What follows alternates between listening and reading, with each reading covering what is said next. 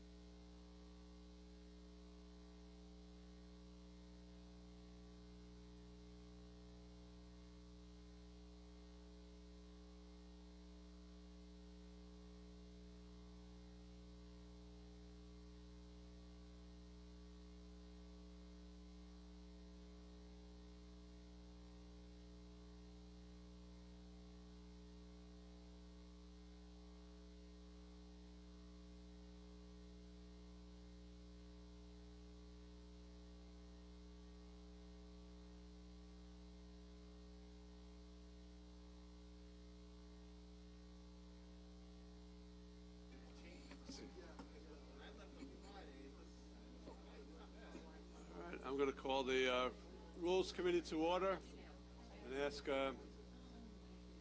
the pledge? Ask Legislator Walker to do the pledge. Please stand.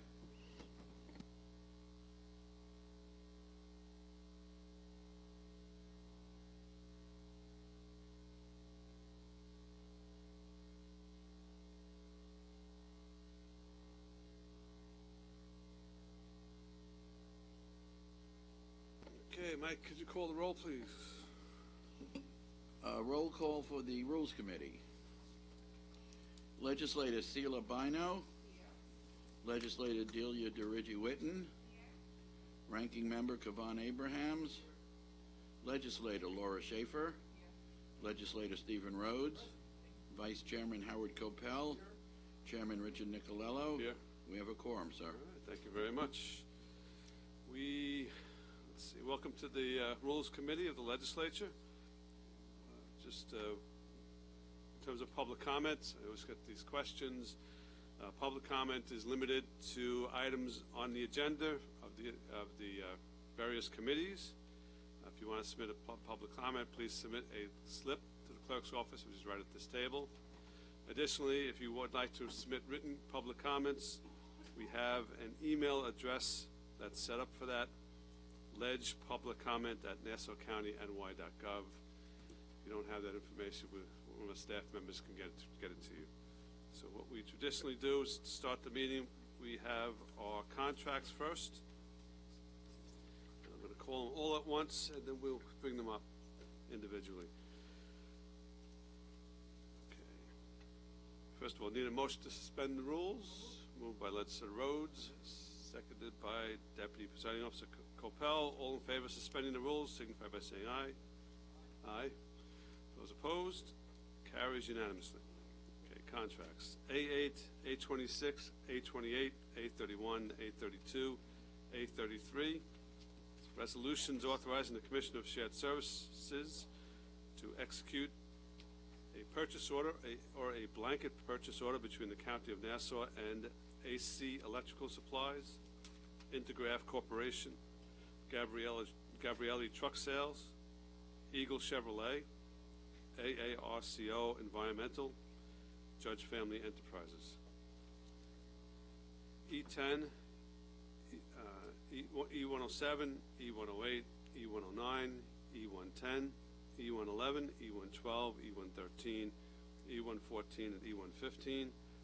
It's a resolution authorizing the county executive to execute a personal services agreement or amendments to a personal services agreement between the county and the Gordian Group, Desert Highway Band, Left Field Productions, Rising Shine Records, Forensic Psychology Consulting, Benzequin Psychology Services, Top Key Court Reporting, Alix Group LLC, Big Green Van Entertainment, and Luminosity.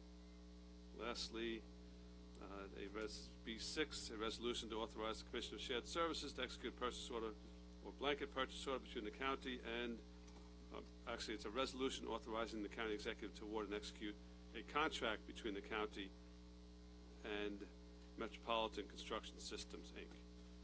Motion by Legislator Deputy Presiding Officer Coppell, seconded by Minority Leader Abrahams.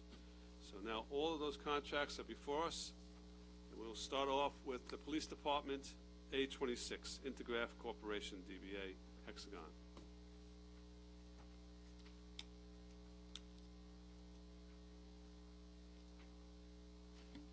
Good afternoon, William Field, Inspector with the Police Department.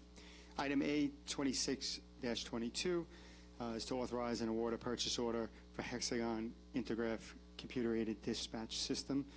This is a system that we use to dispatch our 911 calls, as well as to create reports for our Communications Bureau. This is a sole source procurement. The creator, Hexagon, has the software copyrighted. They're the only one legally allowed to provide maintenance and support. The maintenance period is for 1 year, and the maximum amount authorized is $919,796.64. Understanding their sole source and that we must use them this year, but is there any consideration being given going forward to look at other vendors? Absolutely. With me here today is Communications Bureau Director Debbie Chaffee-Davis. Over the last year, she's put together a document showing, based on her market research and her experience, in order for us to put our kind of functional justifications together to see what exactly we need so we can go through with a solicitation process to find if there's a better system out there for us. Okay. Any questions? Thank you, Inspector. Should I go to the next one? Yes, there's another one with the police. A28-22. This is to award and authorize a blanket purchase order for OEM truck parts. This solicitation was advertised in Newsday. The maximum amount authorized under the blanket order is $750,000. The term of the blanket order shall be for a period of 1 year from the effective date, with an option to renew for 4 additional 1-year periods. The Office of Purchasing recommends that Gabrielli Truck Sales be the lowest responsible bidder meeting specifications and therefore be awarded. Any questions? No, that's it. Thank you. Item A 31-22 is to authorize and award a blanket purchase order for GMC OEM truck parts. This is with Eagle Chevrolet. The solicitation was also advertised in Newsday. The maximum amount authorized under this blanket purchase order is $950,000. This blanket purchase order will also be for a period of 1 year from the effective date, with an option to renew for 4 additional years. The Office of Purchasing recommends that this be offered to Eagle Chevrolet. Any questions on this one? Nope. One more? Item A 33-22 is to authorize and award a blanket purchase order for auto batteries to Judge Family Enterprise Incorporated. This solicitation was advertised in Newsday. The maximum amount under this blanket is $2.8 million. The term shall be for 1 year from the effective date, with an option to extend for 4 additional 1-year periods. The Office of Purchasing recommends this bid be to Judge Family Enterprises as the lowest responsible bidder. Okay. Any questions on this one? No, I think we're good. Wait. A33. We're good with that? I know. Sure. Maybe it's 2.8.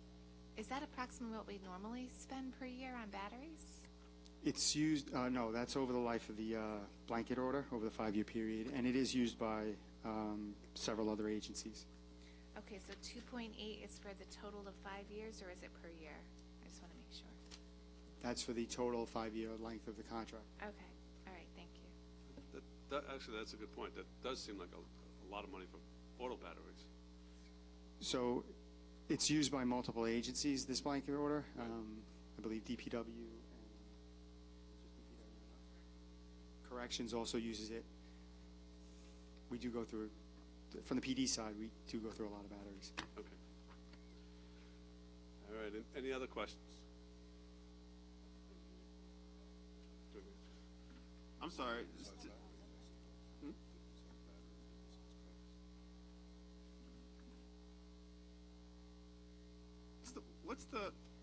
What's the average, I know it's hard with different size vehicles, but what's the average unit cost for each of the batteries?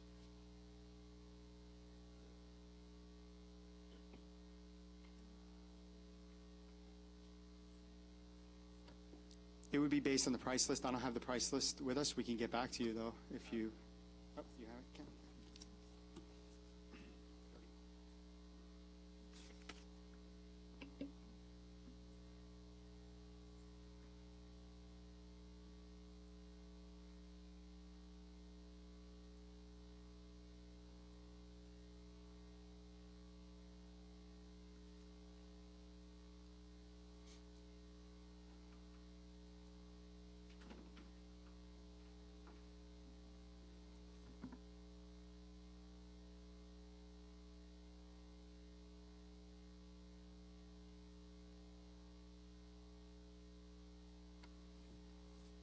So it appears to be 15% deduction based on the book price. So it depends on the type of battery we're purchasing, I guess, if we go to a heavy duty versus a standard battery. Is it 15?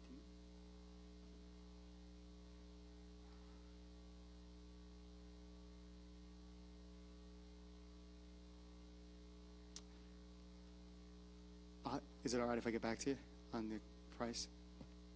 Jesus, that wasn't working. Sure. Legislator Schaefer? I was just going to ask, I imagine a police car goes through a battery maybe quicker than the average car, all the equipment that's in it, the computer and everything. I don't know if it operates off the battery. I just out of curiosity, is that part of it? Absolutely. We go through a lot of batteries.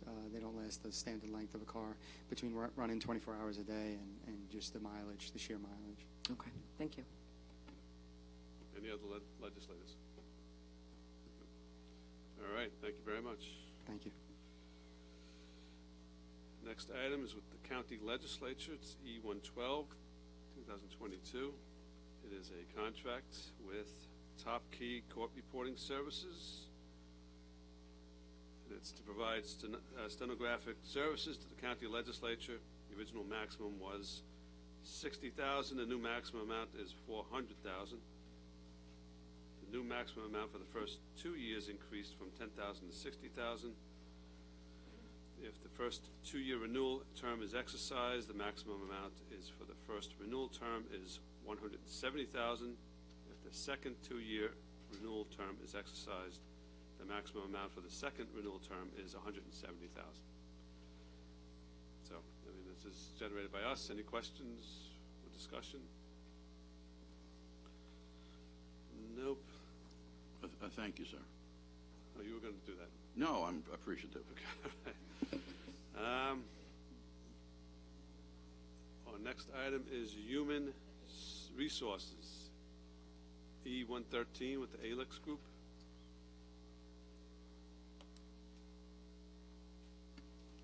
Good afternoon, Marissa Howard, Director of Human Resources.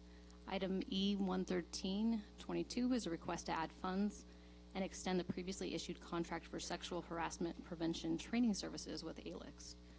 This request is for the time frame of March 1st through May 5th, 2022, for $7,451.61. So it appears that the contract term ends December 31st, 2022. Correct, and the newly issued contract began March 6th, so this is just to bridge the gap. Okay, all right, very good. Any questions on this item? No? Thank you.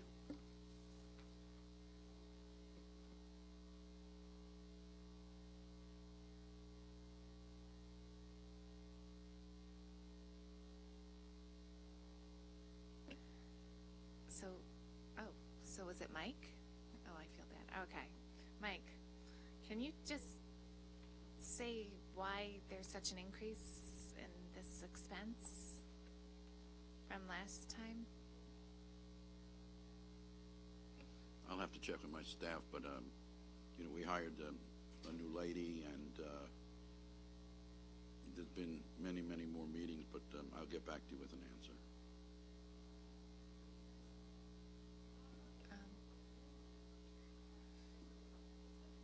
So,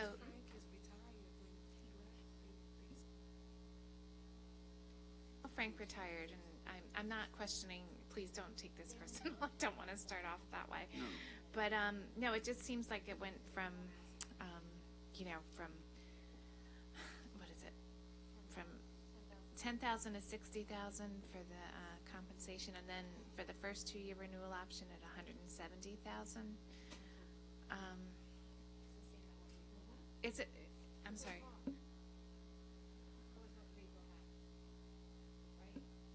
Yeah, Top Key is now working.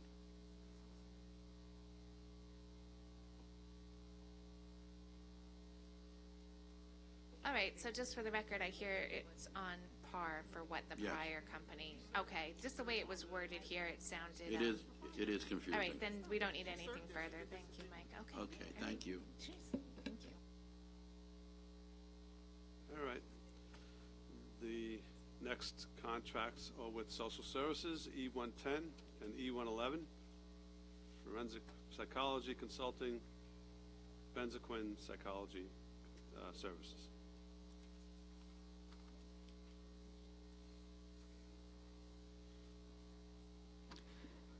Good afternoon, Sunita Manjika, Deputy Commissioner at Social Services. Okay, you want to tell us what these contracts are about? So E1022 and the one after, but I can go case by case. E1022 is an amendment to the contract for the provision of comprehensive psychological evaluations and courtroom testimony as ordered by the family court. The department is seeking to extend the term of the contract through December 31st, 2022, asking for a 1-year extension. Okay, it's a 1-year extension, but it extends until December 31st. Is there anything in place for beyond that? Yes, we are looking to process an RTI, request to initiate, within the next quarter to issue a new solicitation. All right, so here's the question. If you're issuing this request to initiate, et cetera, are we going to get a contract back before the legislature, either before January 1st or shortly thereafter, rather than in October of 2023? We are hoping to do that in the next quarter. Okay, so the plan is to get us something in a timely fashion for next year? Correct. All right. Any other questions? I think we're good. You want to do the other contract? Sure. So the next one is E111-22, and it's the same. It is an amendment to the contract for the provision of comprehensive psychological evaluations and courtroom testimony as ordered by the family court, and the department is seeking to extend the term of the contract through December 31st, 2022. Okay. All right. Any questions from the legislators? No? Okay. I think we're good. Thank you very much. Thank you. Next items are with Public Works. We have two of the items are going to be tabled. They are A8 2022 with AC Electrical Supplies, which the IG is still looking at, and E102 2022 with the Gordian Group. So I need a motion to table. Legislator Schaefer makes that motion, seconded by Legislator Bino. All in favor of tabling those items signify by saying aye. Aye. Those are A8 and E102. All right, so it passes unanimously. Okay, Ken, so I guess the next one is A32. Yes, good afternoon, Ken Arnold, Public Works. So A32 is the hazardous material transport and storage and disposal. Excuse me, it's the hazardous material transport, storage, and disposal blanket order. There was 5 bids received. The capacity of the contract is 4.5 over the 1 base year plus 4 renewal years, and ARCO was the lowest responsible bidder. Any questions? All right.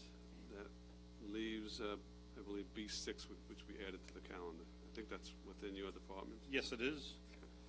So B6 is a requirements contract for roof replacement. Let me just find the page here.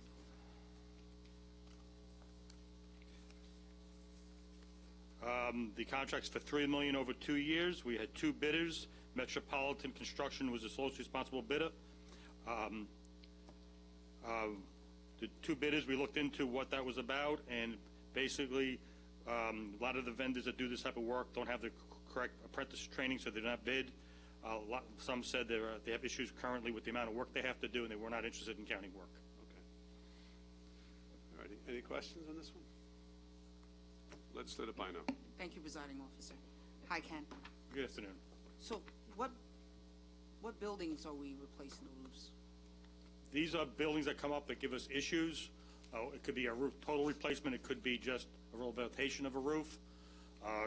Currently, we're working in the 5 Towns Community Center is one location we are doing. I know we have an issue on 240 Old Country Road on the top floor. We're always looking at an issue there. And then I don't have top of my head if there's anything else scheduled. This is not a contract we use for large projects because the capacity is only $3 million over 2 years. It's looked for more unforeseen, unexpected conditions. So is the jail being considered? Because I know that they had... The jail, the jail was already done as part of on-call requirements with our building contractor. We had E&A in the jail looking at the issues there. We've made repairs to that, and we currently have a design contract ongoing looking for the permanent solution to that building. The challenge with the 832 building at the jail is all the mechanical equipment is on the roof, and it penetrates the roof everywhere, which is where we have to figure out the right remedy to control that issue. Yeah, so when you say it was done, it's not done because it's still leaking because you're trying to troubleshoot these issues. I don't believe the roof is currently leaking at any great extent. I know we have some leaks through the caulking of the building also. That's the side panels of the building. That's also part of the 832 rehabilitation project. But last time I spoke with corrections, I don't believe the roof is leaking of any major issue like it was. Any major issue? I mean, any leak is a bad leak, right? So, all right. I just hope that with this contract, that if because I know that there are ongoing issues at the jail in terms of leaking. There has been if we just solved it, then to God be the glory. But it's been my understanding since I came here in 2014 to last year, the roof was still leaking. So I'm just saying that, you know, this is a contract that you identified two roofs at two different municipal buildings that we should be looking at this. If there's unexpected issues that need to be addressed, this is the contract we utilize. I hope that we look into it. Thank you. I just want to add to that, actually. The minority leader and myself were at a meeting, I think you were there a couple of years ago, several years ago, with respect to the jail. And the roof issue as well as other structural issues at the jail were discussed. But what's the timeline for getting a roof replacement as opposed to simply repair? I know you said there's issues, but my recall is that those issues were discussed, you know, back 2 or 3 years ago. We have a meeting actually scheduled with the new corrections leadership. I believe it's next week, with our consultant Lero, to go through what our options are on that roof. The problem is, because everything sits on the roof itself, it's a very complicated project, and how to approach that and ensure that there'll be no future leaking when you have, you know, hundreds of penetrations to the roof because of all the equipment that's up there. You know, do you build something above it? That's very expensive. You know, what other things can we look to do? But we did go out, I think it was last year, spent a good deal of money to address the immediate issues. We believe, last I talked with corrections, I have not talked to the new leadership there, this is the prior sheriff's office, that the building was not leaking like it was. If there's a drip here and there, that happens in a lot of my buildings, but it's not the major issue of water pouring in. What was found at the building was there was some penthouses that lost their roofing, and water was getting into the penthouses, and that was causing a lot of our major issues, and those were all addressed with E&A. Okay. All right. So I understand the repairs were made, but the ultimate replacement It needs a permanent solution. So we did something to get by us time, but it still requires a permanent solution. we you know, from our side, we're pushing for that. We want to see that done. Understood. Timely fashion. Okay. It's not just that there's so much things on that roof. It's not an easy solution. We got to figure out what the best way of approaching it is. Okay. Any other questions? All right. Thank you, Ken. Next contracts are with Parks.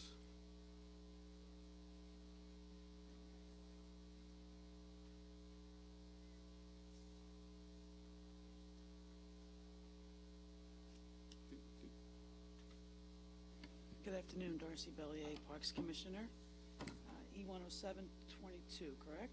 Yes. Desert Highway Band, presenting a personal services agreement for Desert Highway Band. Parks conducted a lengthy RFQ for artist and musical group performances of various genres to provide entertainment at Eisenhower Park this past summer.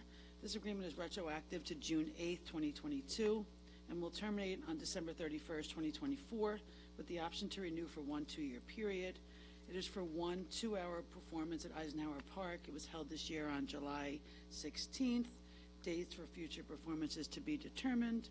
Cost to the county is $5,250 per performance, funded by the Hotel Motel Tax Grant Fund. Okay. This contract and the ones that follow, they were all performed over the summer. We're sitting in October. I know you were new and getting up to speed and getting the process up to speed, and we do appreciate the fact that you have multi-year contracts in place.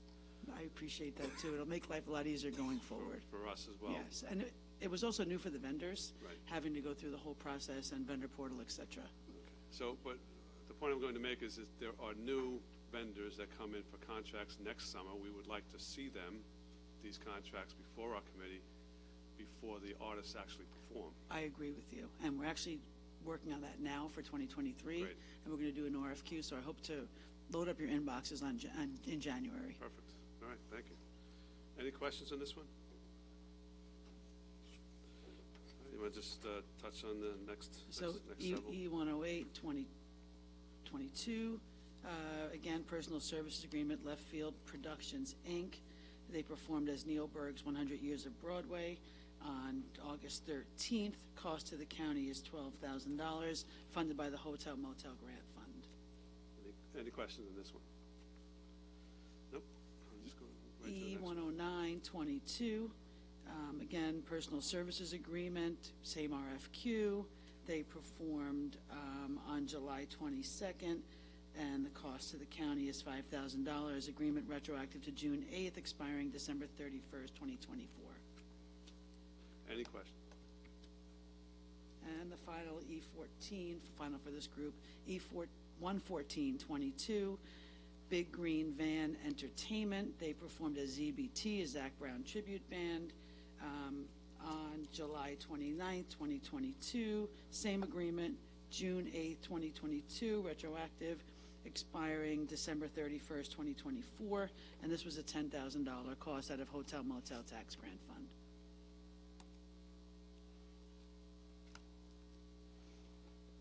All right, so the last one is E115 with Luminosity. Yeah, E115 2022 is not retroactive, and I'm excited actually to present this here today. It's a use and occupancy permit with Luminosity, Inc. They would like to bring their light sculpture and animations event to Nassau County, Eisenhower Park, to create a one-of-a-kind experience for all ages. Typically, a use and occupancy permit does not get presented here, but there is an anticipated revenue in the mid $100,000 to $200,000 range based on our royalties that we will get per ticket sale. So typically, we average about 250 use and occupancy permits that we issue per year, but they don't generate that kind of revenue. So that's why I'm here today. The permit shall commence upon approval and terminate on January 16th, 2023. The event nights will run Wednesday through Sunday evenings, beginning November 9th through January 8th, excluding holidays. It'll end by 10 p.m. each night, and it'll be adjacent to Parking Field 2 at Eisenhower Park. The fees payable to the county include a $10,000 payment upon execution of the permit, plus a royalty on all ticket sales, $5 per adult ticket sold and $2 per child ticket sold. There's no cost to the county. Aside from public safety, which is not above and beyond their normal patrol of Eisenhower Park during the winter months. And the permittee will also be providing their own security as well. We'll provide an office space for them in the field house at Eisenhower Park near the tennis courts. Again, no expense to the county. And my parks team is really excited to bring this forward before you today. These shows are great, and it's really exciting that you're putting this in Eisenhower Park. So that's fantastic. Thank you. The only question I have is a concern about traffic. In other words, Eisenhower Park has that one roadway that runs through the middle.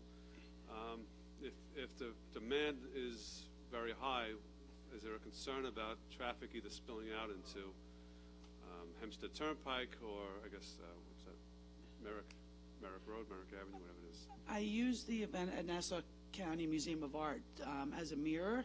The ticket sales are sold at set time intervals of 5 minutes, so that I think just 100 cars will be coming for every 15-minute interval of a start time. And folks have, I think, 45 minutes to an hour to walk through.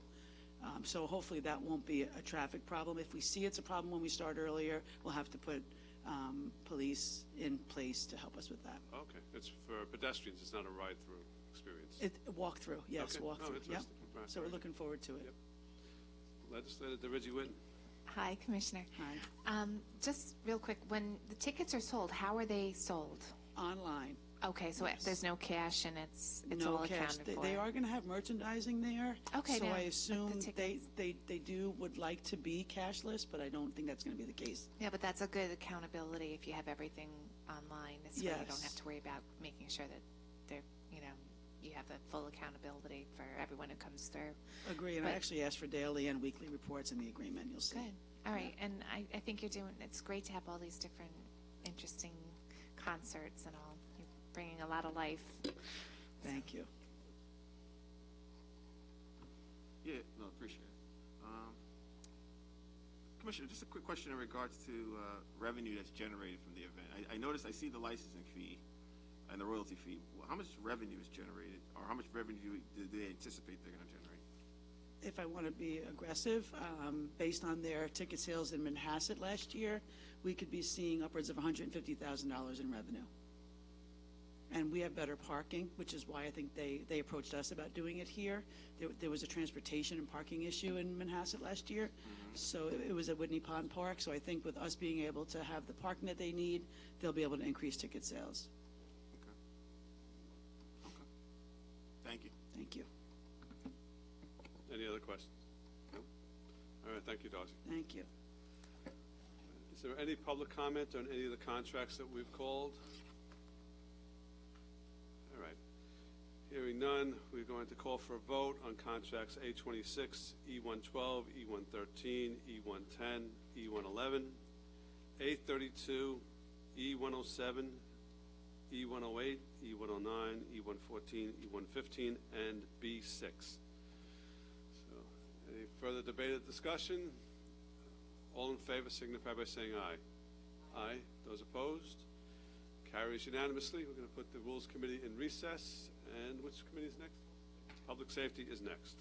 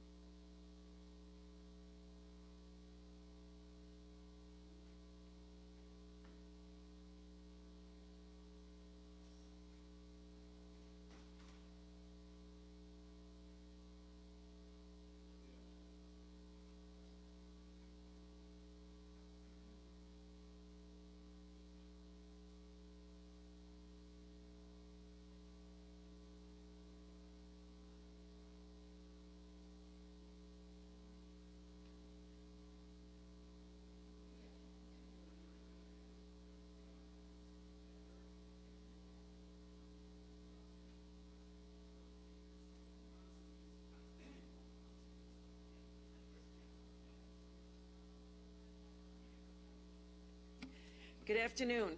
At this time, I will call the Public Safety Committee to order, and I will ask the clerk to call the roll. Thank you, Chairwoman.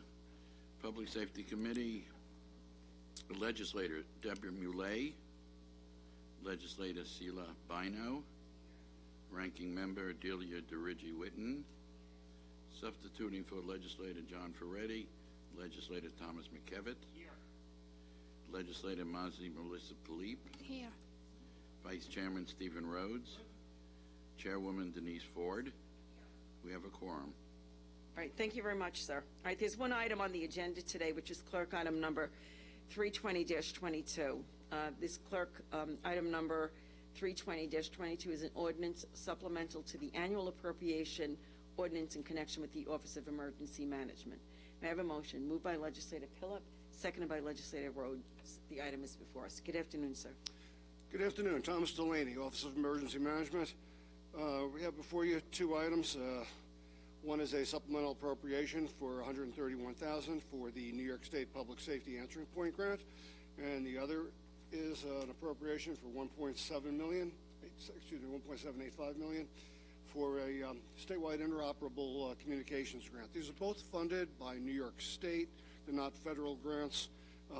We use them to enhance the capabilities of the 911 dispatch center or other dispatch centers that we have. For the PSAP grant and for the statewide interoperable, we buy communications equipment for PD. Communications is very important, you know, and I know that we all have to be able to, especially since you deal with emergencies, I'm sure that non-emergencies as well as emergency times, we need to be able to speak to one another at the drop of a dime. So thank you very much. Anyone debate or discussion? Any questions? Any from the public? I see none. Okay, thank you. And all those in favor of passing this item, please signify by saying aye. Aye. Opposed? The item passes unanimously. All right, so, sure. Well, we have no other items before us, but we do have 2 slips for speakers. So we will allow them to come up and ask their questions or have their say. All right? Is that all right, or you want to wait? Okay. Is that the one on the debate?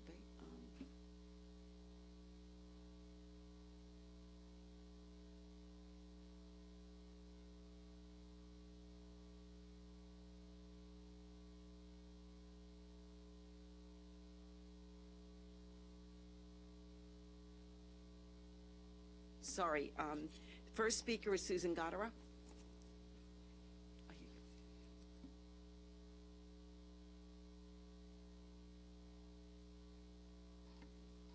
Hi, how are you?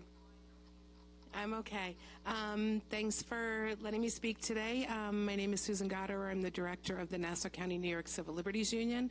And I do want to speak a little bit about language access today. I know you guys are doing budget, and we will be speaking to the police commissioner as well regarding the monetary aspect of interpretation services for Nassau County. But I did want to call your attention to a language access test that was just run and that was put out, a report was put out by Lilac and the New York Immigration Coalition. They conducted random testing of 8 Nassau County police precincts and police headquarters where they had Spanish-speaking volunteers asking questions and asking for information, such as how to get a complaint form. Out of 94 calls made, testers were unable to obtain language assistant or get the requested information 44 times out of 94 calls. This is a 46.8% failure rate. Volunteers also called headquarters, and there was 0 ability to get what they wanted from headquarters. That was for 8 phone calls. According to Title VI of the Civil Rights Act of 1964, Section 601, non-discrimination in federally assisted programs, no person in the United States shall, on the ground of race, color, or national origin, be excluded from participating in, be denied benefits of, or be subjected to discrimination under any program or activity receiving federal funds. In 2000, the United States Department of Justice clarified, saying failure to provide language assistance is a form of national origin discrimination. In 2013, County Executive Mangano passed Executive Orders 67 and 72, and those are also not being followed. And so I'm coming to you to request, as you look at the budget and think about the role that the Public Safety Committee plays in oversight of the executive branch, we are asking you to conduct oversight in this area. The laws are being broken. Your job is to conduct oversight over executive agencies, which the police department is one. And as you look at these budgets, I'm looking at the budget numbers, and I know that Commissioner Ryder put together budget requests, but we need to start thinking about interpretation. He will always tell you numbers about language line, but this report shows that they have to hire interpreters because this is abysmal. And as it stands right now, the advocates are the only oversight function happening over the police department in this county. And we're exhausted, and that's not our job. And I think the powers that be know that the advocates are exhausted. We should not be the oversight body. You are. Thank you. Susan, I'm sorry. Yes. Before you go. So, because it was our understanding, I know if they weren't going to have interpreters in the precincts, that there would be a line that they, like say, somebody who's Spanish speaking would be able to call and then be connected to somebody on the other end that would then be able to interpret what, the question can be posed in Spanish, be translated to English to the police officer. Are you saying that that is not happening? That is happening sometimes, but the rate that our testers got, and I'll let Cheryl share with you some of the responses that our testers got that are outrageous. Commissioner Ryder will only talk about language line. So please don't let him just talk about language line, because it's not happening to the extent that it needs to happen. And the interpreters, we need human interpreters who are qualified. As it stands right now, police are allowed to sort of self-report about their qualifications. Oh, I can handle this call. That's not acceptable either. So there's a lot here, and please don't let Commissioner Ryder only talk about language line, because that's all he can do.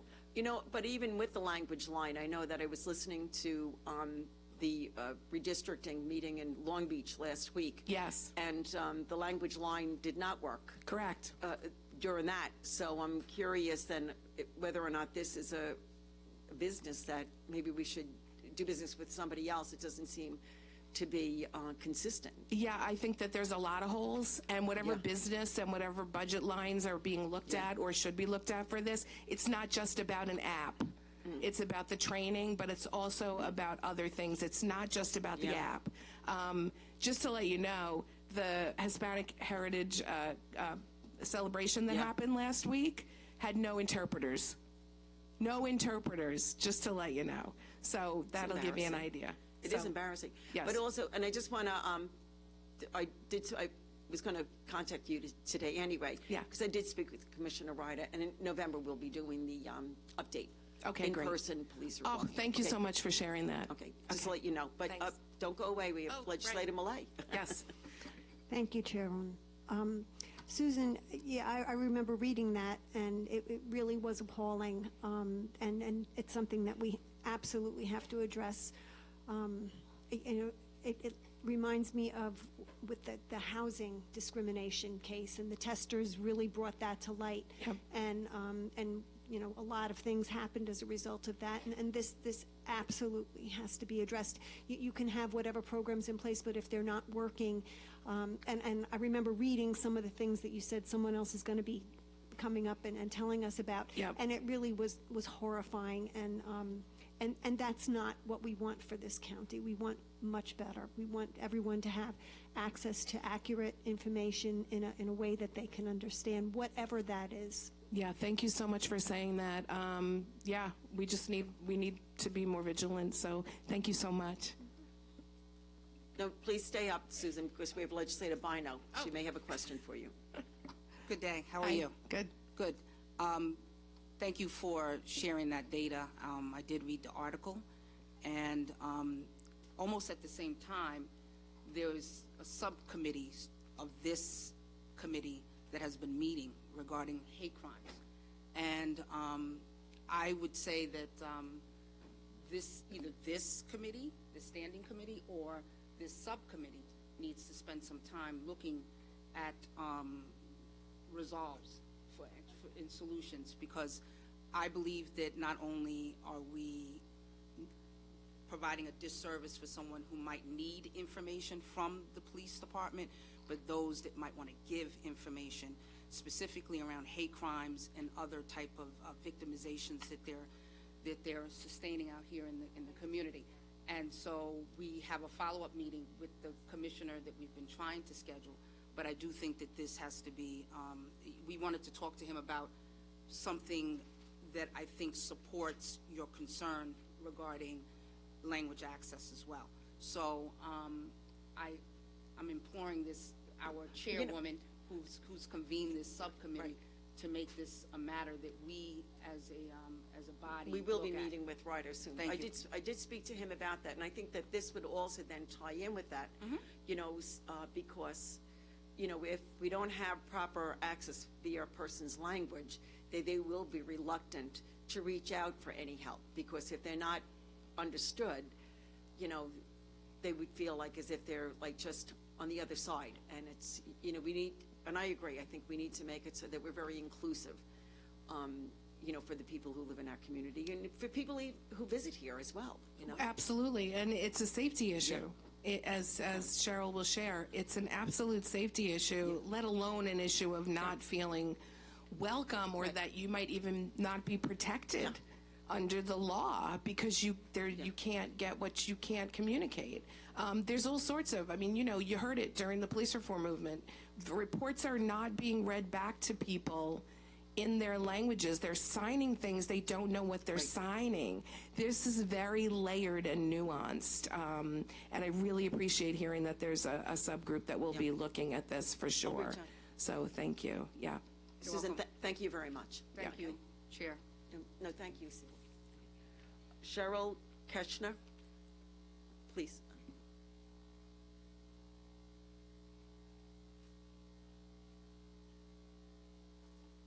Good afternoon. My name is Cheryl Keshner. I work for the Empire Justice Center, and I coordinate the Long Island Language Advocates Coalition, or LILAC. We've been working at LILAC since 2010 to ensure that people who may not read, write, speak, or understand English proficiently have equal access to all programs and services. So we were instrumental in getting the executive orders passed in both Suffolk and Nassau County, in Suffolk in 2012 and in Nassau in 2013. And those mandated that language access be provided in any language needed at all public-facing county agencies, and that translation be provided in the 6 most frequently encountered languages of any vital documents. Since that time, we have been working to monitor and to see how those agencies are doing, to try to act as a resource, meeting with heads of various departments. And unfortunately, in Nassau County, the compliance over the years has been abysmal. Under the prior administration, under various different police commissioners, we saw more or less commitment. It kind of went up and down. But under the current commissioner, there's been a lot of resistance to change and more of a concern of covering up and denying that there are mistakes rather than recognizing them in order to be able to make improvements, and that's been a major problem. So we embarked on this study along with the New York Immigration Coalition earlier this year to do a more comprehensive study than we have in the past to see what was going on systemically in the department. We have met with the department. Last time we met with them was in November in relation to various domestic violence concerns, and where people in our community who were limited English proficient were not being treated properly and were being further traumatized in their interactions with the police. So in our testing, as Susan said, we did not make any false reports. We just simply called for information. There were close to 100 calls, and as Susan indicated, many of those calls were unable to get assistance. Some were told to call 911. Some were hung up on. In some cases, the officer did not know how to connect the individual to language line, and some officers who connected a person to language line would then hang up, not realizing that they needed to stay on the line. Those who did get assistance in many cases were connected with Spanish-speaking officers. So based on our prior studies, it's our belief that had the person been speaking another language, such as Haitian Creole, Korean, Farsi, they probably would not have gotten any help at all, because that's what we've seen in the past. So we really do fear for the members of our community. This can have huge implications in terms of a person falsely arrested of a crime, person who's a crime victim, as Legislator Bino pointed out, someone who wants to report a hate crime, someone who wants to cooperate with the police to let them know what's going on in their community if there is, some type of a danger. This needs to be addressed immediately. So obviously, our officers need better training. The current language access plan is completely insufficient. We have given very specific recommendations for changes and improvements. As Susan said, officers who claim to be bilingual cannot self-assess their proficiency, which it states in their language access plan. Obviously needs to be more diversity in the department. And there need to be a number of other changes. In terms of domestic violence, we have a whole bunch of other recommendations as well. But yes, I want to thank you for your time and hope that we can serve as a resource in the future. Thank you.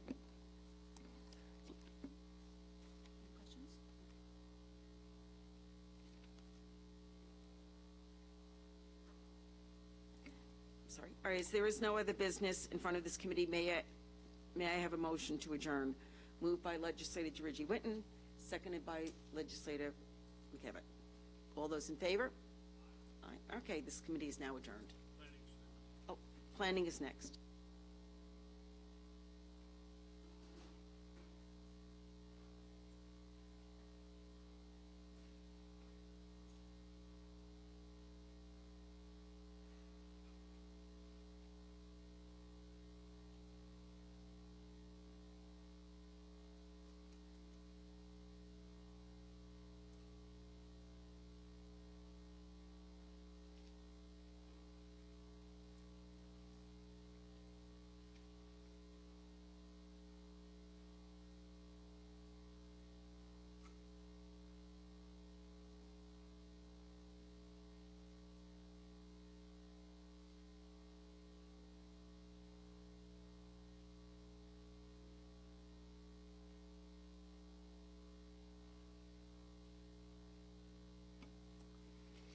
Would like to call the Planning, Development, Environment Committee to order, and I will ask the clerk to please call the roll. Thank you, Madam Chair. Legislator Arnold Drucker, Legislator Sheila Bino, Ranking Member Carrier Solage, Legislator Denise Ford, Legislator John Giuffre, Vice Chairman Thomas McKevitt, Chairwoman Laura Schaefer. Here. We have a quorum. Thank you. And I believe Legislator Drucker is recusing himself? That is correct. Okay, great. Thank you. Okay. Okay, so this is an addendum. So I have may I have a motion to suspend the rules? So moved by Legislator Ford, seconded by Legislator Solages. Okay, all in favor signify by saying aye. Okay, the rules have been suspended. There's one item on the agenda today, which is clerk item number 338-22. Clerk item number 338-22 is a resolution to authorize the release of the surety bond and escrow deposit covering improvements on the map of Country Point at Plainview Condominium 4, situated in Plainview, Old Bethpage, Town of Oyster Bay, County of Nassau, New York. Who's here from the administration? Oh, okay. You're here. Ken Arnold, Public Works. As stated, Need a motion? Okay, hold on one second, Commissioner. A motion? Okay, motion on this item, moved by Legislator Ford, seconded by Legislator McKevitt. All in favor, signify by saying aye. Aye, okay. I'm sorry, go ahead. So item 338 is the release of the remaining bond amount of $360,000 and the escrow amount deposit of $68,000 for condominium 6 section of the Country Point subdivision in Plainview. The department's chief inspector has reviewed the property and found everything acceptable for release. Okay. Is there any debate and discussion on this item? No? Okay. Any public comment on this item? There being none, all those in favor of passing this item signify by saying aye. Okay, any opposed? Okay, this item passes unanimously. There's no other business in front of this committee. May I have a motion to close? So moved by Legislator Ford, seconded by Legislator Solages. All in favor signify by saying aye. Aye. Okay. This committee is now adjourned. Health and Social Services Committee is up next.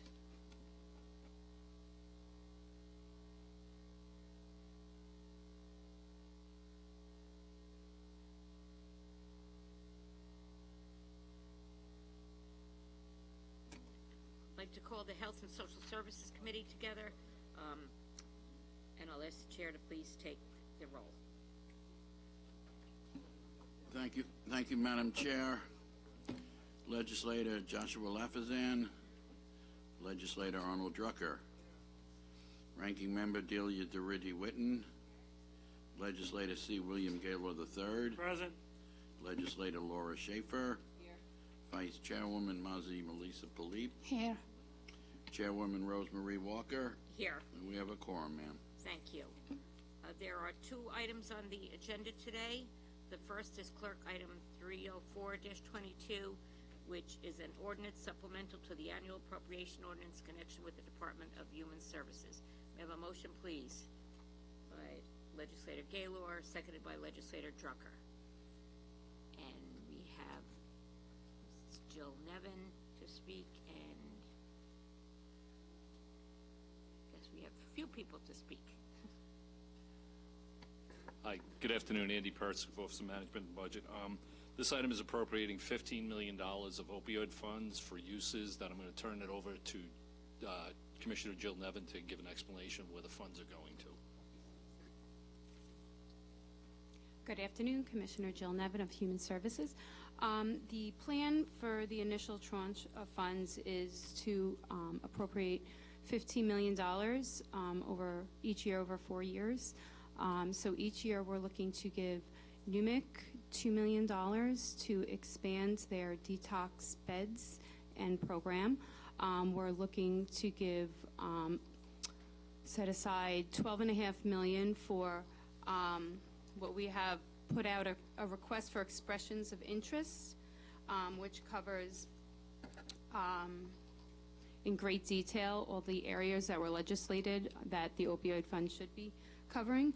We're going to be giving $60,000 per year to 5 community providers, and we're going to be giving $180,000 per year to an additional community provider, which is Mercy Hospital System.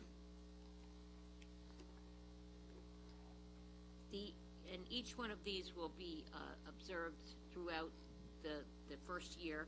Yes. And making sure that they're doing the right things. By Yeah, so it'll be continually observed and evaluated and adjusted if necessary. Okay. Any other legislators have comments? Legislator Georgie Whitten. Hi, how are you? No, I think that's great that we're moving forward. But do you have any idea of when you'll have a plan for the remaining, what is it, $55 million, if I'm doing the math quickly? I believe we have an additional 70, I think, coming our way. We have not received it, but once we do, we will be working towards a plan on its usage.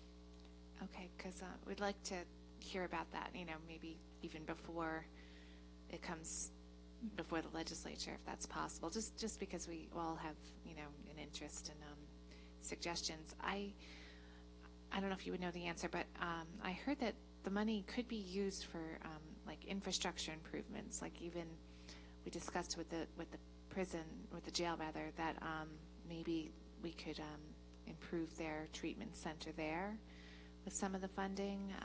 I think there's a lot of opportunities for this, so I would love to hear more about it before we have to vote on it, if possible.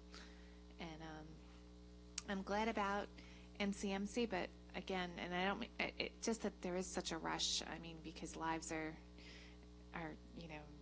we're losing young people at a very significant rate, and we really don't have any time to waste. But I would love to see NCMC even get more than the total that we're offering, because I think we really need one central location where people can go, families can go for treatment. And I think NCMC has the space and would be the perfect location. It's just that the beds are occupied all the time. So we're hopeful that they will respond to the request for expressions of interest. There is opportunity in there for them to respond. Okay, so many other hospitals, I know Catholic Health, they're all right. So let's hope that I know that would allocate this $15 million, but I'm thinking even with the remainder that we have, we just have to move it. I know we want to be careful, but we really have to move it as quickly as possible. So, all right, thank you. And I think we need to make sure that organizations that we are aware of or hospitals or whatever, that they are getting this paperwork and responding back to you so that they are in the process. That's a good idea, if I may. Maybe we can do some type of social media flyer, like across the board, if you have any recommendations as to how to get the link or whatever. Sure. Just so you know, the RFEI was posted on the bid board on Friday, September 23rd. It was also posted in Newsday, and along with that, we sent out an email regarding the announcement to all of our executive directors.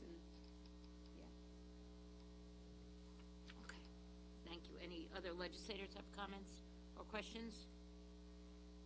Okay, hearing none, any public comment? Okay, then, all in favor of clerk item 304-22 signify by saying aye. Any opposed? Any abstains? Then this will move on to finance. All right, clerk item 319-22 is an ordinance supplemental to the annual appropriation ordinance connection with the health department. Moved by legislator Schaefer, seconded by legislator Lafrezan.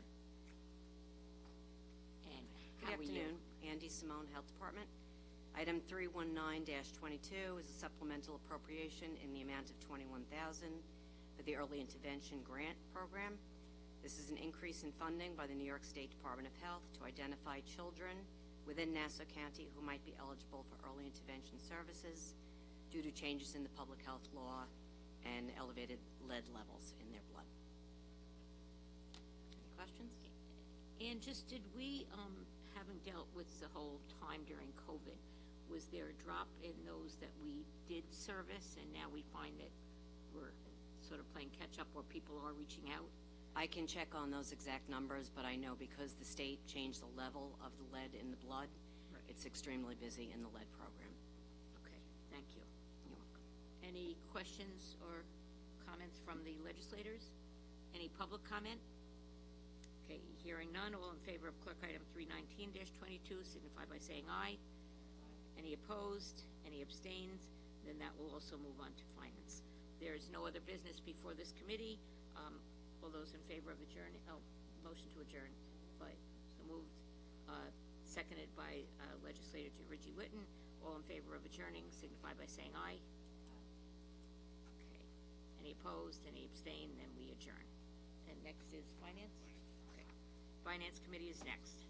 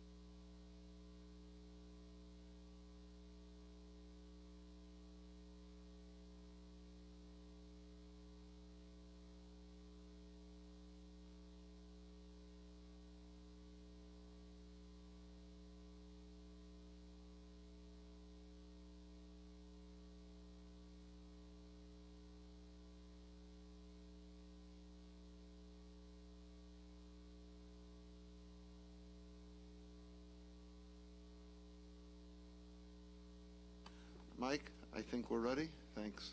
Thank you, Chairman. Finance Committee roll call.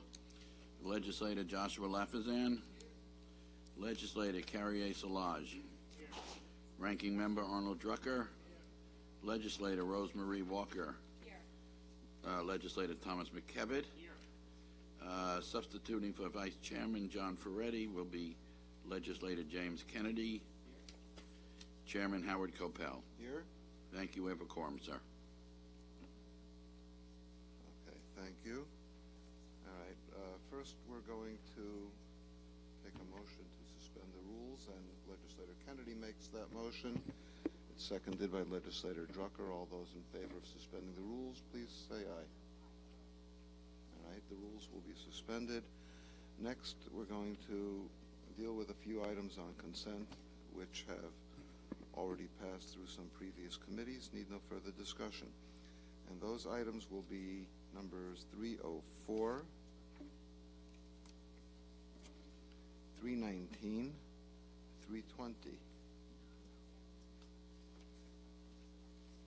And let's see. And I believe that's it.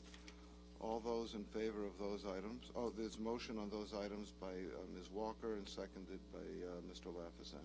All those in favor of those items, please so indicate by saying aye. Any opposed? Okay, those items are passed unanimously. Thank you. Next, we're going to go to number 305, and that's a transfer of appropriations. Andy, is that you? Okay. And why don't you just, while you're up there, just do all your items, please? I'm going to wait on this one, Legislator.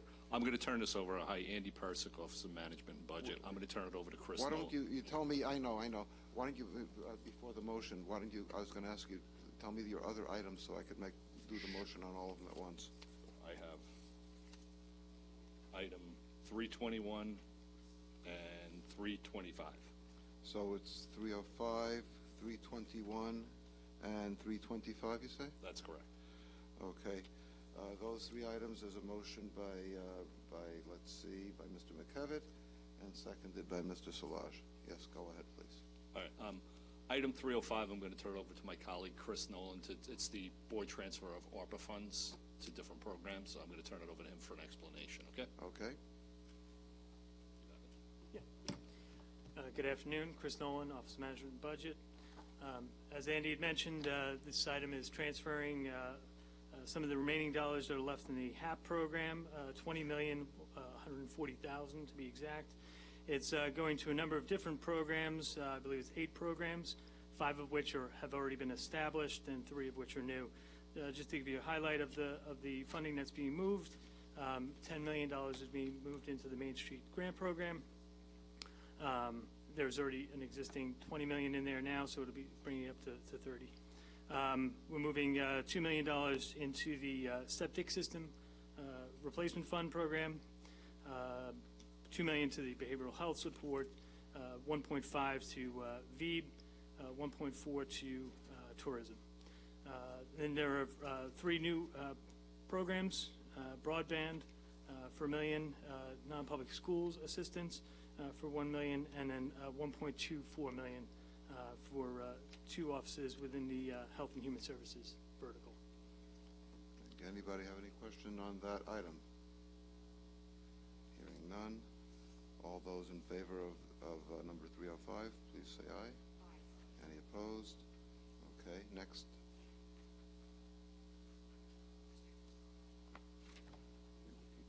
Good afternoon, Andy Persick, Office of Management and Budget. I have 2 other items on the calendar, 321-22, which is for $1.224 million for legal aid. It's just the distribution of old monies that we received from ILS from the state of New York. And item 325, which is an appropriation of $376,858, which is exactly the same thing. We're reappropriating funds for distribution years that's been given to us by Department of Indigent Legal Aid Services. Okay, any questions on 321? Okay, go on, please. That's on both. Okay, fine. Any questions on either of those? Okay, hearing none. All those in favor, please say aye. Aye. Any opposed? Okay, thank you. We have a number of budget items. We're going to have as you all know, a full budget hearing, or a series of budget hearings. So what we propose to do is simply to tee those items up for the full legislature. And I'll call them all together. And those would be 306, which is budgets for various funds. 307, which is, again, a number of different funds. 308. 309. Let's see.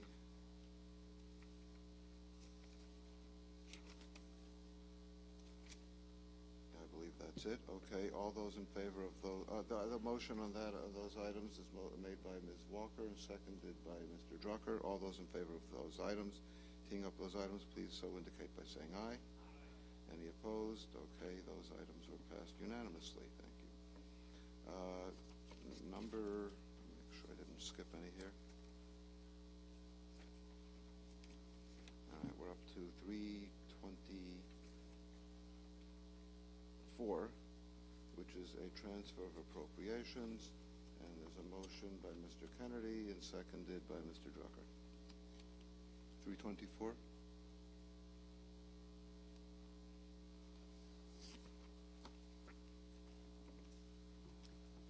Andy Simone, Health Department, item 32422, maximizes grant funding by completing 2 board transfers. First one is for early intervention, the amount of $3,500. Savings in fringe, move to salary. And second is for the adolescent tobacco program grant in the amount of $700.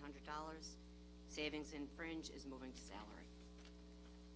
Thank you. Anybody have any questions? All those in favor of 324, please so indicate by saying aye. Any opposed? That item is unanimous. On the addendum, number 332, which is a grant agreement with Parks and the Friends of Cedarmere. And on that, we have a motion by Mr. Solage and seconded by Mr. McKevitt.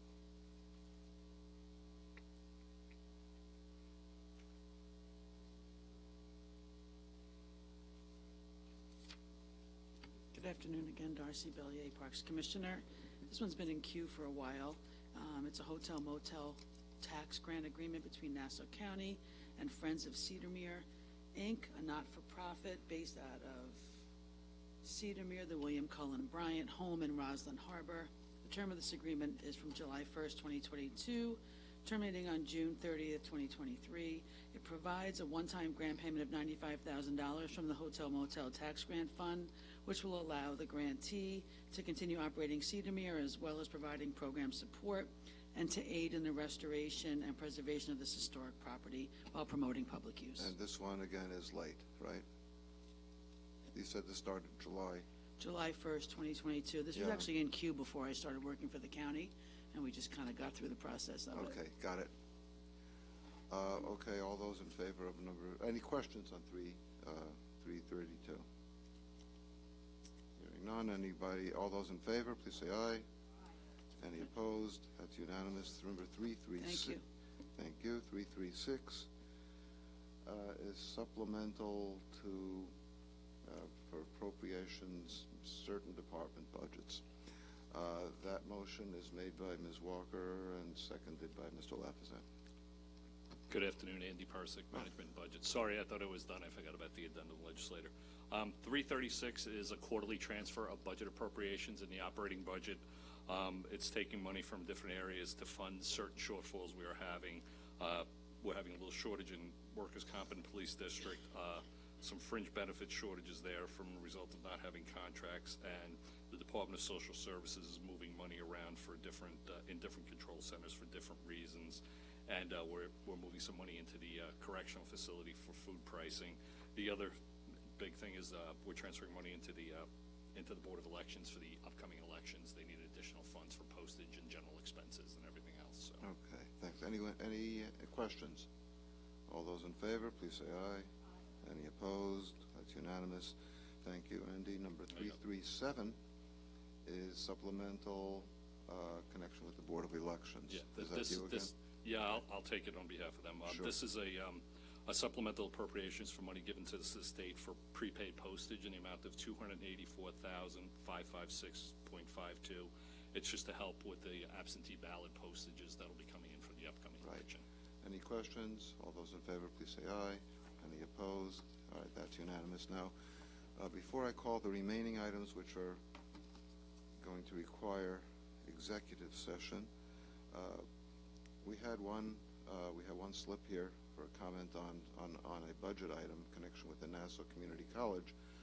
As I said, we're going to have a hearing on all those items, but Mr. Gross, John Gross, would you like to speak now, or do you want to do it at the hearing? Well, you know, it's your pleasure, actually.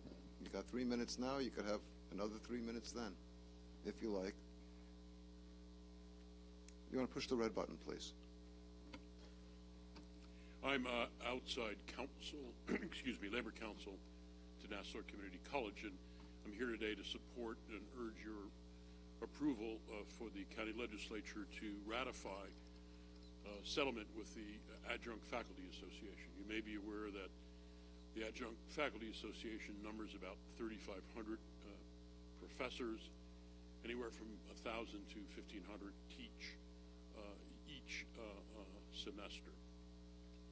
The college and everybody went through a very difficult time with COVID, and the Adjunct Faculty Association certainly worked very hard to pivot from a live presentation of course materials to a remote remote modality. The negotiations this year focused essentially on money. I'm sure you're aware of what's going on in the country in terms of inflationary pressures, and the college decided to focus on a one-year contract. The Adjunct Faculty Association does not receive step increments like a lot of the contracts I'm sure you see in the county. The agreement reached was 1.9% across the board, and because of all the efforts they made during the COVID crisis, the college agreed to a $150 to $160, depending upon the ranking of the particular professor, a one-time cash payment, not to base salary, in recognition for all of the efforts they made during the COVID crisis. The only other aspect of the agreement is an agreement to SUNY, which of course has a very large regulatory footprint on the college, has permitted utilization, a continued utilization of remote instruction, and we have agreed that that will continue for a year, and the professor, in contrast to the full-time faculty, can do that from home, doesn't have to be present. That is also in recognition of the student body that has become very used to this type of course presentation. That sunsets in 1 year because we anticipate that SUNY may change its position. This is the cost of this is fully subsumed within the college budget. There's no impact on the county budget. Of course, during the process of negotiations, I was in constant contact with Peter B., who's the county's outside counsel, and as joint employers with the county of Nassau, I'm here today to urge your approval. All right, thank you. Okay, now I'm going to call all the remaining items together. These items are all for litigation settlements, I believe, and they will require executive session. So those are numbers 317, 318, 326, 327, 328, 329, 330, and 333 of 22. Motion by Mr. Kennedy, seconded by Mr. Lafazan. Now I'll take a motion for executive session. That's made by Ms. Walker and seconded by Mr. McKevitt. All those in favor of going into executive session, please say aye. Any opposed? Okay. The members of the Rules Committee are invited to join us in our executive session.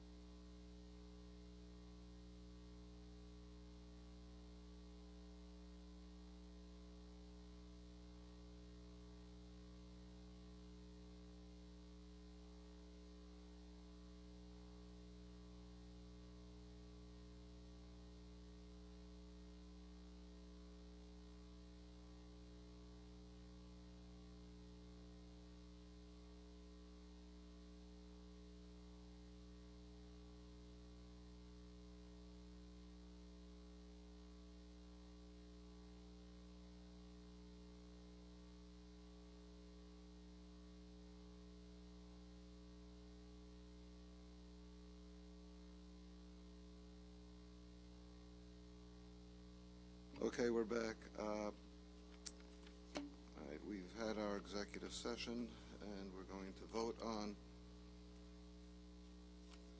items 317, 318, 326, 327, 328, 329, 330, and 333. All those in favor of those items, please so indicate by saying aye. Aye. Any opposed? Those items all pass unanimously. Thank you. Mr. McKevitt moves to adjourn. Mr. Solages seconds it. And all those in favor of adjourning, please say aye. Aye. Any opposed? We're adjourned, and rules follows.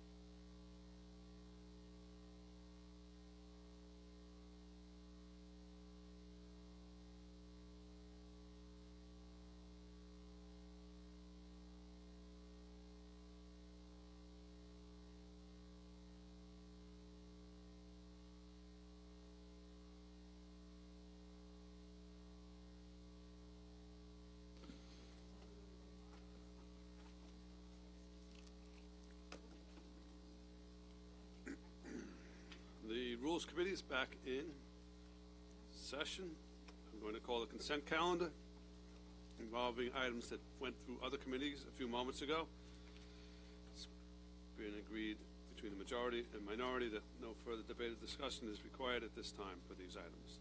304, 306, 307, 308, 309, 317, 318, 319, 320, 321, 324, 325, 326, 327, 328, 329, 330. That's it for the main calendar. 332, 333, 336, 337, 338, 2022. Motion by Legislator Rhodes, seconded by Legislator DeReggie Whitten. Any debate or discussion? Any public comment on those items? Hearing none, all in favor signify by saying aye. Aye. Those opposed, carries unanimously. They carry unanimously. Item 305 is a resolution to authorize a transfer of appropriations heretofore made within the budget for the year 2022. Moved by Deputy Presiding Officer Copel, seconded by Legislator Schaefer. Okay, so that's before us. I know there were some questions on this. This is the ARPA funds. Legislator Bino. Hi, good day. I'm sorry. Who's here from the administration? Chris Nolan, Office of Management and Budget. Hi. Hi. Chris. How are you? Good. Good. So I have some questions specifically around the Office of Health Equity and the Division of Equity and Inclusion.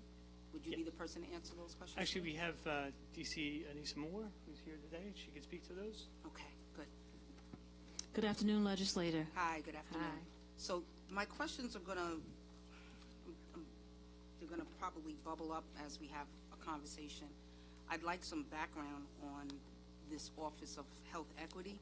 I know for a fact that we had a Health Equity Director, and I believe that role is still filled in some capacity. But what I'm seeing here is that we're going to actually create a specific office. Is that correct?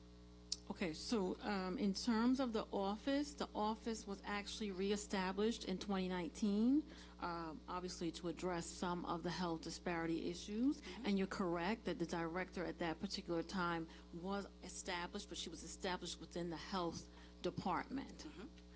She will remain within the health department. The office is an arm of the health department. They're still going to be working with the health department. However, the new funding line will allow for us to hire an assistant to the director of the Office of Health Equity, along with some part-time coordinators, so that we can move the office forward.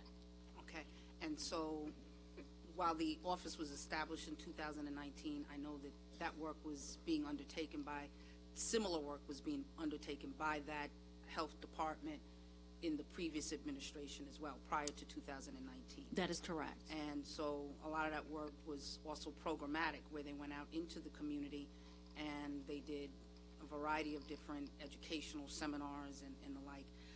So I want to talk a little bit about, you know, what programming will look like, but first I'd like to understand how these, you know, what's being isolated for salaries versus equipment and programs and contracts and the like. So do you have a better breakdown of? So I can give you a breakdown for that. So in terms of the item here, based on the numbers here, if you're looking at the item for $370,000, that includes all of the staffing. So that's going to be the staffing, and the 175, which is 50% of that, will take care of the fringe. Okay. All right. Then for the $20,000, that is just general expenses for the office. That will take care of all of our office supplies, our brochures, and all of that, because we really want to promote this office and making sure that the diverse communities have access to information. And then for the $30,000 that is being allocated for equipment, we still need furniture and copiers, because we're actually, this particular office as it stands will be moving to 40 Main Street, so that we can have, I want to say, additional access to the community. We realized that in many ways the community was not coming to County Seat Drive, and so we wanted to be a little bit closer to the community. Okay. And then the DE would be the $60,000. That would cover the training for the department internally, but also externally, because we're going to actually train our county staff. We believe that by training the county staff, that this is going to reduce the cost for the county as it relates to healthy options and healthy lifestyles. Okay. And so moving to 40 Main, does that mean that some of the program services that you're going to provide will incorporate walk-ins or some level of counseling, direct counseling Correct. to the community? Counseling, seminars, being able to have access to people right in the office itself. Some of the committees have already been established in terms of that office. Some of the areas include cancer, because that's one of the major areas, cardiovascular disease, stroke, asthma, obesity, diabetes, as well as maternal and infant mortality. Those are the main areas, but we hope to address other areas as we work and partner with the Office of Minority Affairs, the Office of Asian Affairs, as well as the Office of Hispanic Affairs. Okay, and then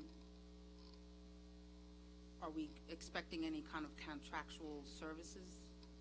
The Or contractual services will be for training. That's it? Correct. Okay, so are we going to have statisticians, individuals who are able to capture data, review data? Absolutely. And be able to forecast and assist in predicting where resources and services need to be targeted? Absolutely. It's critical that we become data informed, and that is the goal of this office. Okay. And in the same way, it's also the goal of the Diversity, Equity, Inclusion Office. We have to begin to make data-informed decisions, and that was the purpose for moving forward with the allocation. So we'll have somebody on staff that has that capability That and is experience correct. with dealing with data. Yes, and we also currently have already moved forward. We have 2 students from Hofstra University who are currently assisting us in this effort. Okay, and we have software that will help with the manipulation of that data? Correct. What software are we using? I'm not familiar with the software, but I can give you that information before the next meeting. Okay. And so diversity and equity inclusion. Yes. If we could go through those numbers, please. Sure. So for you, you're going to see the item for $250,000. That once again is for staff. The 125, which reflects the 50% for the fringe. And then for the BB, you have $18,750. That is also once again for supplies and promotional materials. And then for the $31,250, once again for equipment. And then finally, $160 is for the contracts. This will be once again training. We are going to educate the entire workforce as it relates to diversity, equity, and inclusion. That's great. And so can you tell me a little bit more about the charge of this office, please? Okay. So the charge of this office, once again, we just want to make it clear that this office is an arm of the already existing Human Rights Commission. Okay. So we're not creating something new. It's a part of the office. A part of that office is helping the workforce to understand the differences between diversity, equity, as well as inclusion. However, we also have worked this out that we would work directly with the community, which means that we have established first the Anti-Semitic Task Force, the Black and Jewish Coalition, the Anti-Bias Task Force, as well as the Intercultural Council for Peace and Justice, and then the LGBTQ Coalition. So all of the coalitions will be housed within the Human Rights Commission. In addition to that, the goal is that we would interface with human resources, labor relations, as well as our community and faith-based organizations. Our goal is that we would move forward with improving our community relations. We would do training within the workforce, and we would promote the administration's efforts to create one Nassau. All of the information, once again, will be data informed so that we can bring that information back to this body. Okay, and so you went through a list, and just in case what I'll do is I'm going to have packets prepared for the entire body. Thank you.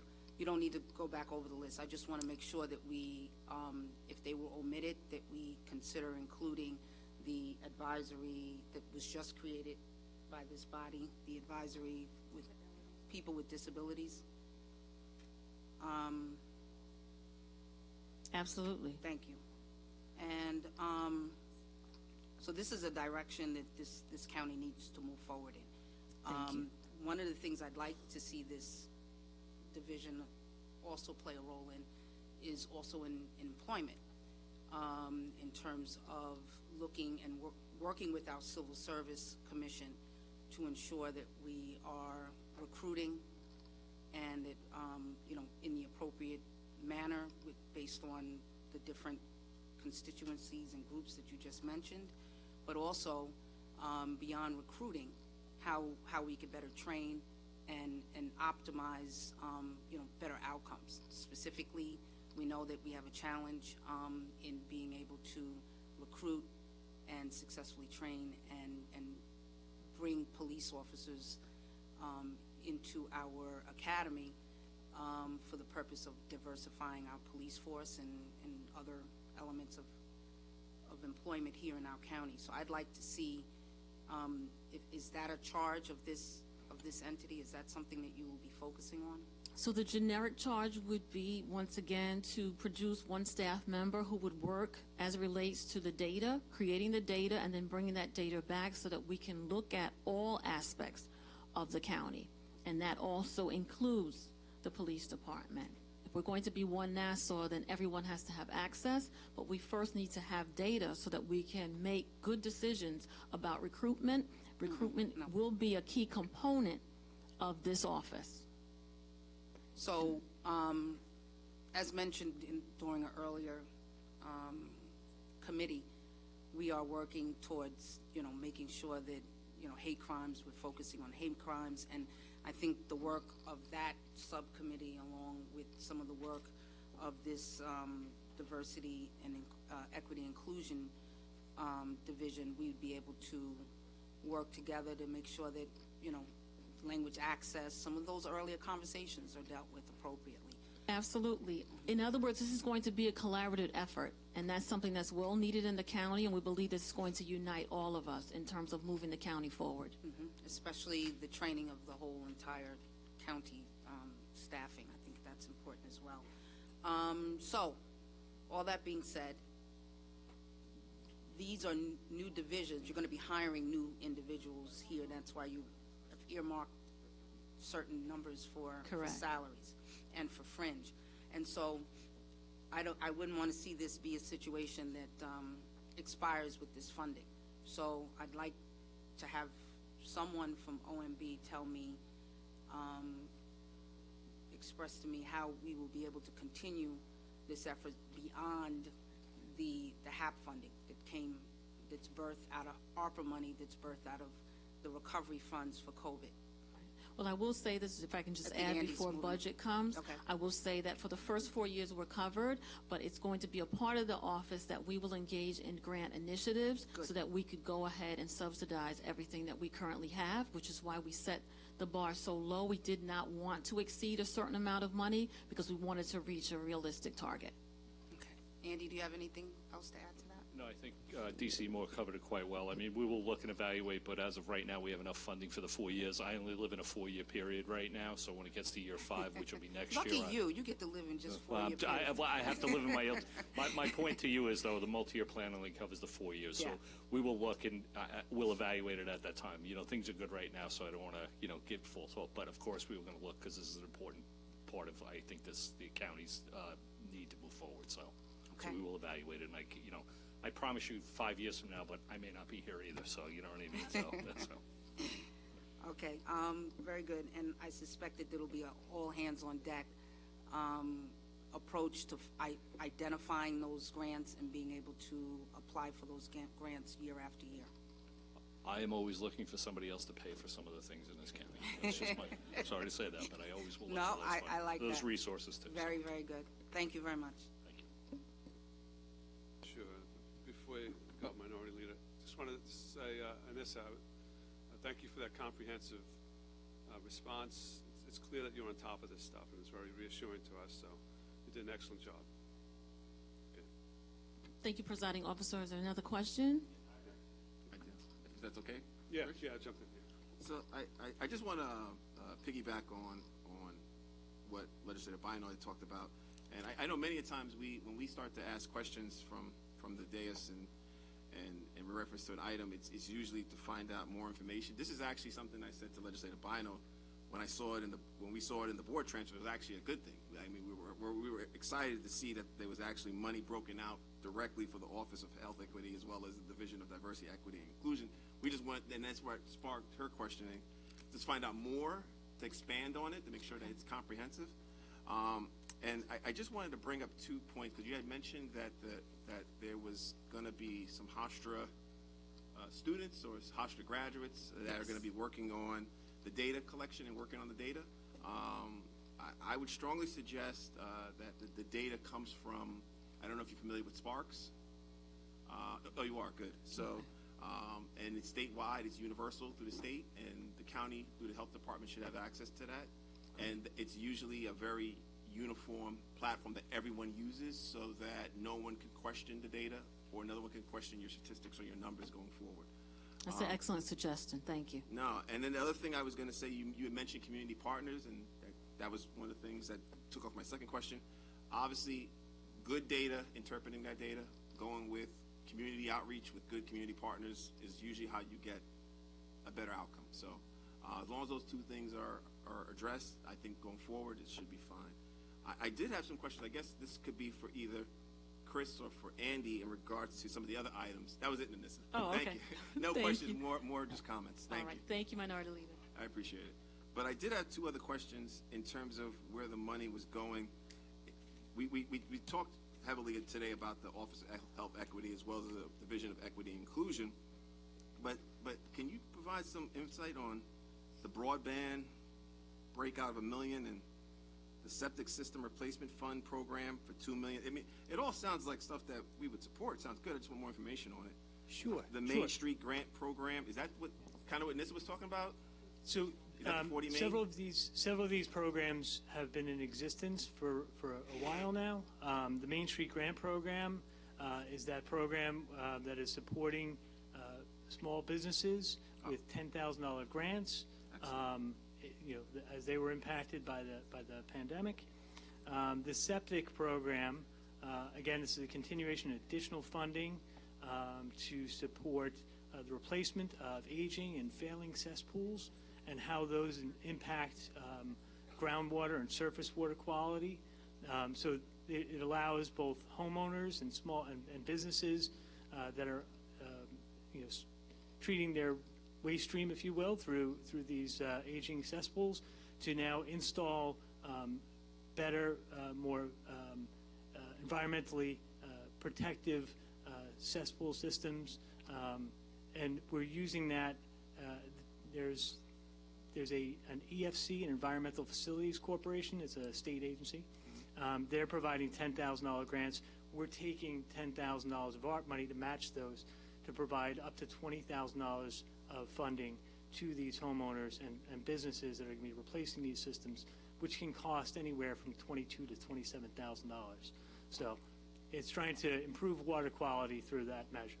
Do we have an idea? I guess most of these homes are probably on the North Shore, because down on the South Shore and Central Nassau we have sewers. But that's right. So do we have an idea what areas and communities we want to target so that we can pull these people in to make sure that we do the best groundwater? We are targeting anybody who has a septic system. Anyone. Yeah. So, so the total funding is going to, it's going to serve about 200 to 300 properties right now. So we'll be seeking to, provide additional funding to provide additional, 200 properties now. All right.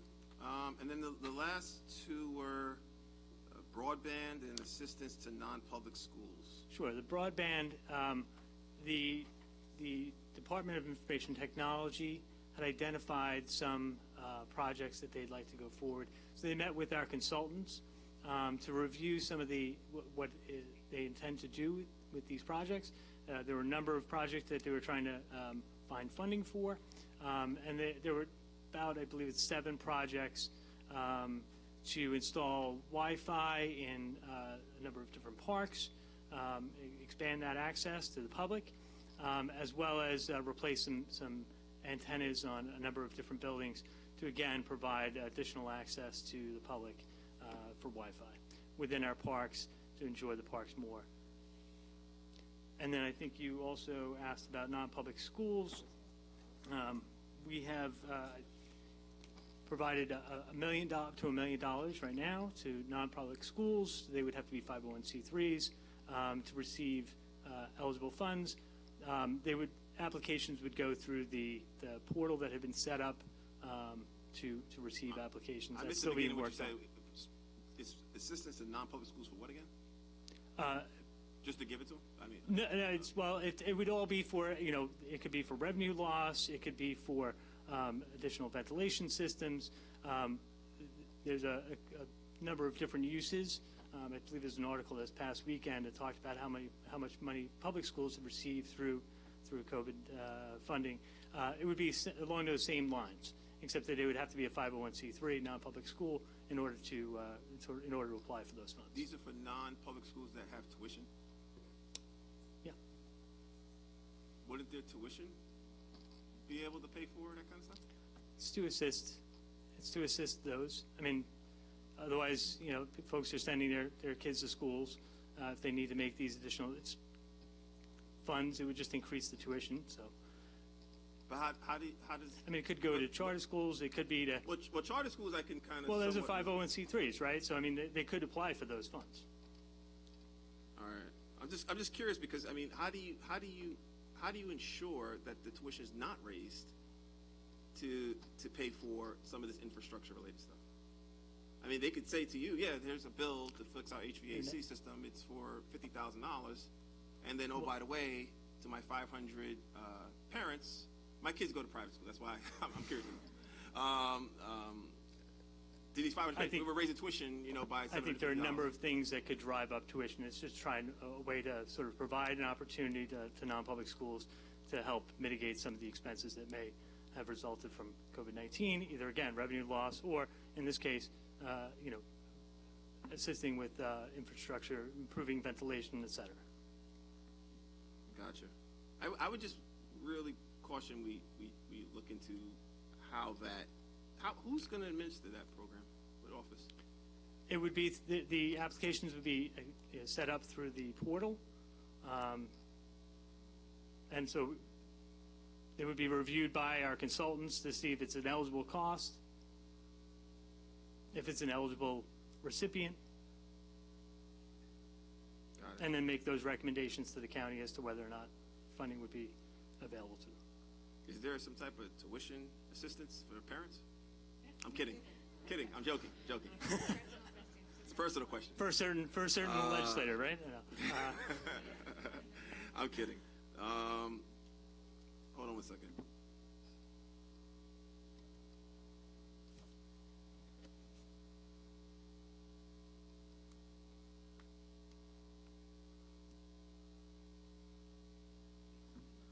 Just a quick follow-up on the broadband that neglected Legislator Bynum reminded me of.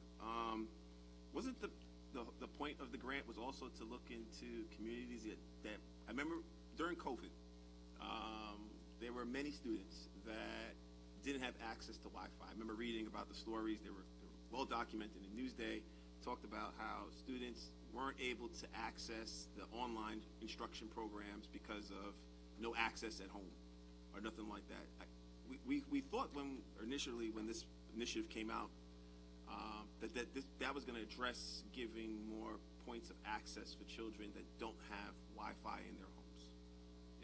Is this program opened up to residential? I mean, you talked about making access Wi-Fi more accessible to the public, but is this something that gives homeowners or residents an opportunity, something that allows them to be able to,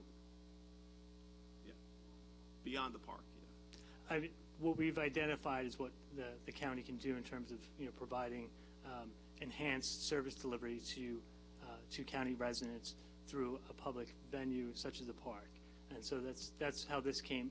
Again, this was something that the IT department had been looking at to sort of to enhance that service delivery within our community, within park settings. So these projects were identified as being eligible through that effective service delivery model under the broadband.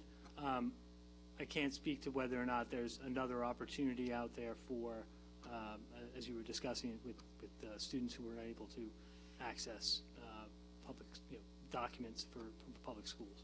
No, I just think that we should be able to try to do more, because from the standpoint, there are hundreds of children that have no Wi-Fi in their homes. I think everyone up here, we're blessed enough to have Wi-Fi and everything like that and technology in our homes, but there's a lot of people who do not. And we should be looking to try to, if we're going to start building Wi-Fi in parks, we should be trying to figure out how we're going to build Wi-Fi in buildings, residential apartments, anywhere where there's a population of folks or kids that don't have access to the internet. So I don't know if that requires more extensive conversations with the Optimums, or what are they called now? I don't know what Optimums called now these days. Altice or Verizons of the world, but we should try to do that, especially if I believe there's another 50 million, Michelle? There's another additional 50 million HAP money. So that's what, we're going to support this today, obviously. Who's going to fight Wi-Fi in parks? But from our standpoint, going forward, we would like to see, and we would work with the county executive in your office to try to see how we can build a more robust program that really addresses that issue of ensuring that those communities in COVID, and I remember reading those stories of children not being able to get, their online homework done because they didn't have Wi-Fi. This is great, but I don't know if this really helps them unless they go to the park to turn on their computer, assuming they have a computer. Okay, but thank you. Let's did you win? Do you know if the 501c3 program has been reimbursed, because it ran out of money from what I understand? Has it been refunded lately? I'm not familiar which So program is I being have used. people that are trying to apply for a grant because they're 501c3.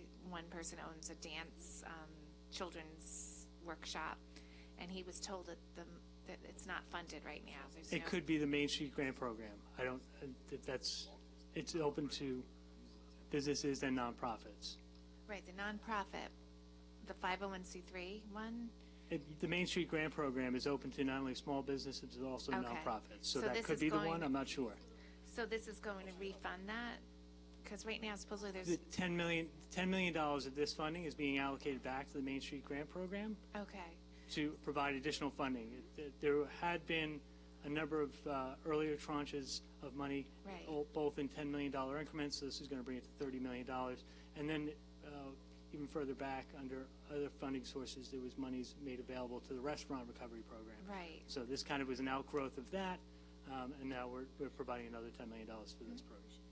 Yeah, because I heard that for about 2 months now, people have been told that there's no money available. So who would be the best way, who should we contact? If this is the Main Street Grant Program, then the funding will, you're going to probably, you will see an amendment to that contract.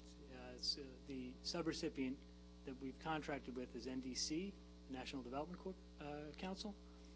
So they will have, in order for them to access these funds, amendment will have to be brought before this body to add those funds to that contract before they can start accepting and evaluating additional applications. So that could be another month away, you think? Okay. All right, so let's try to get that on for the next meeting if we can, because that, I know people are really waiting for that. And just a technical question. When this item is being described, it's saying that the $20,140,000 of the remaining appropriation available for the Household Assistant Program, the HARP program, I believe there was a lot more than that left. Yes, it's 20 million of the remaining appropriation. So there's 71, I believe it's $71 million that's still available under that program. And what we found are the uses for this 20 million that we're putting it towards. Okay. There'll be additional uses. Okay, so the total amount is still 71 million. I just wanted to clarify that because it was That a would little be bit 71 million minus 20 right. million. But at this point right 140,000. now, the 71 million, we're using 20, so there's still about 50 million left. So correct. that would be good to know. If we can get this moving as quickly as possible. Absolutely. Thank you. You're welcome. Any other questions? Thank you very much. You're welcome. Any public comments? Hearing none. All in favor of 305, 2022, signify by saying aye. Those opposed? Passes unanimously. 322 and 323 of 2022, resolutions authorizing the county executive to execute intermunicipal agreements with the Village of Lynbrook in relation to a project to procure communication equipment. Motion by Legislator Rhodes, seconded by Legislator Schaefer. Any debate or discussion? Any public comment? Hearing none, all in favor signify by saying aye. Aye. Those opposed? Carries unanimously. 331 of 2022, it's a resolution ratifying a memorandum of agreement making certain amendments to the collective bargaining agreement between the County of Nassau and Nassau Community College as joint employers and the Adjunct Faculty Association of Nassau Community College. Motion by Deputy Presiding Officer Coppell, seconded by Minority Leader Abrahams. Just for the record, Mr. Gross was, come on up, spoke before the Finance Committee, so let's make his comments there part of the record for this committee as well. Yes, sir. 50% of the courses taught at the college are taught by the adjunct faculty. During the COVID crisis, both the full-timers and part-timers really extended themselves in terms of pivoting very quickly to remote instruction for the students of the college. That was reflected in one aspect of the agreement, and I'll just briefly review it with you. The across-the-board increase amounts to 1.9%. It is only a one-year contract. Part of the reason that it's a one-year contract is that we're currently involved in negotiations with the full-time faculty. And secondly, we have received a lot of pressure at the bargaining table because of the rate of inflation. We were able to persuade the union to agree to the 1.9% with the opportunity after the passage of this year and hopefully a reduction in the rate of inflation that we can achieve a more reasonable deal than we could on a multi-year basis for salary. Adjunct faculty does not receive any step increment, as for example CSEA and other bargaining units. We also agreed, because of the exceptional work during the COVID crisis, to a one-time cash payment which does not go on to base salary. This is also a hedge against the demands of the association for a percentage increase much higher than 1.9%, of $150 to $160, depending upon the rank of the adjunct faculty member, cash payment, one-time cash payment. All of these funds are sufficiently present in the college budget. There's no impact whatsoever on the county budget. The county, however, is a joint employer with the college and under the Taylor Law, and while the county ordinance delegates authority to negotiate the faculty agreements to the college, ultimately you as the legislative body have to appropriate the funds. The College Board of Trustees has voted in favor of the agreement, and I would respectfully urge the same action by this committee on recommendation to the full legislature. Okay, thank you for the presentation. Has this been approved by the membership yet? The membership of the adjunct faculty, or is it just? I'm sorry? Has this been approved by the membership of the adjunct faculty yet? It has been ratified. That's okay. All right. No question. Okay. Yes. Very good. We would always do that before we come to you. Right. I wasn't sure. Okay. Well, thank you. Sure. Any other questions? All right. Any public comment? Hearing none, all in favor signify by saying aye. Aye. Those opposed, carries unanimously. The last two items are on the addendum. 334, 335, resolution authorizing the county executive to enter into intermunicipal agreements with the Wantor Union Free School District and the City of Long Beach.